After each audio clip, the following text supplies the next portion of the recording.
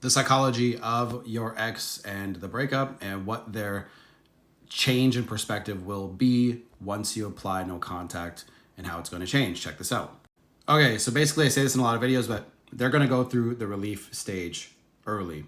By the way, if you need help with your situation, just reach out to me. Go to my TikTok bio and click on the Stand Store link, and you'll be able to get help there. And if you're on YouTube, just go to the description boxes there. So they're going to go through the relief stage first, which means they've been thinking about the breakup for a while. They've been going through the motions and attaching themselves to the idea and dream of being without you or being single, or maybe seeing other people, whatever. Now, as they go through it month by month, it's going to change in a few ways. One of the ways is they're going to slowly start to think about what life is going to be like if you are not around, really, because they do assume and they do think that they can get you back at any time. So when you are gone finally, you're not there in the day-to-day routine, that's when things start to really kick in and sink in. And sometimes, especially if they reach out to you and you're like, hey, I thought you wanted to, like if you stand your ground and you say things like, hey, I thought you wanted to break up, like, why are you reaching out to me?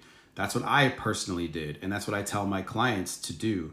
When you're going through a breakup, you want to stand your ground. You don't want to be a doormat. You want to stand up to them and say, and show self-respect and say, look, this is what I'm worth, right? So the more respect you have for yourself, the more that they're going to have for you too. And as they have more time away from you, that dream of being alone and the grass isn't greener, that shit starts to kick in too. And they're going to go, wow, maybe life without them kind of sucks. So then they'll start to go through those as well, those emotions as well. Now, you're never going to see this because you're alone and, you know, you're dealing with the breakup and you're working on yourself. Make sure you guys read Letting Go by David Hawkins, okay?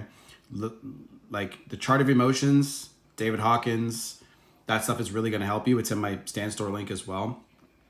But that's really going to push things forward for you, because if your ex came back right now, how much better are you really, right? How much work have you done? How much, reading books on communication is fantastic, right? Do that. But again, the more respect that you have for yourself, the better. And it's going to start to get them to think again about you.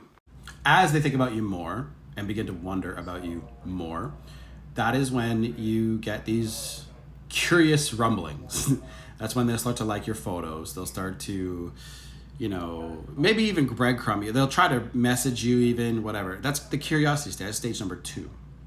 And getting there is really just about changing the perspective of you. If they think, when they're breaking up with you, they literally think that they can get better than you. And then when you act better and you don't act needy, you do no contact, you treat yourself with respect, all that, then what you're going to end up doing is changing their perspective of you. That's really all you're doing from a simplistic standpoint.